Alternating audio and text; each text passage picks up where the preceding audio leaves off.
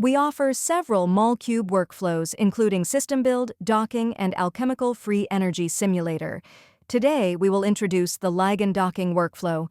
On the left side of the panel below, locate the MolCube Workflow and click Quick Start. All workflow processes are displayed on the dashboard. Select Ligand Docking and click Start. You will find information about Ligand Docker. Before starting the workflow, please review this information for a better experience. Once you've reviewed the information, click Start. The workflow will begin, and you'll be prompted to enter the project title. Workflows may include multiple projects, therefore you can distinguish between the workflow title and the project title. After entering the project title, click Create. First, we need to go through the PDB Reader step. Enter the desired PDB Reader title. In this demo, we will use 5OPU PDB, then click Submit. In Step 2, select RCSB as the source and enter the PDB ID of the kinase protein, which is 5OPU. For other options under Select Source, please refer to the PDB Reader demo video. After entering the PDB ID, click Submit. In Step 3, you will configure detailed settings in the PDB Reader. To validate the ligand structure of the given PDB, click Standalone Ligands A3K and then select Validation Structure. After confirming the ligand structure, click Apply to visually inspect the ligand bound to the protein structure. At this stage, several options are available.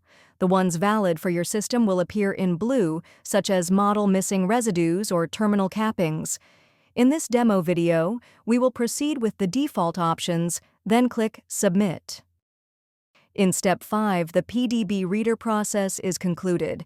Here you can check the visualized system. Finally, click Go to Next Step to proceed. In Ligand Docker, you can also specify a title.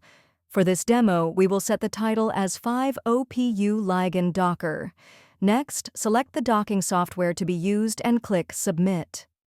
In Step 2, upload the ligands to be docked. By default, the docking box is generated based on the center of the reference ligand from the PDB Reader. Other options include selecting key residues of the protein or performing a blind docking box setup. In this demo, we will proceed with the default setting. Then, click Modify Box, and under Quick Styling, select the default box size. For other options, please refer to the Ligand Docker demo video. Set the remaining options to default and click Submit. In Step 3, the docking results will be displayed for the first uploaded ligand using the selected docking software. In addition, you can download scripts to perform docking for the remaining ligands.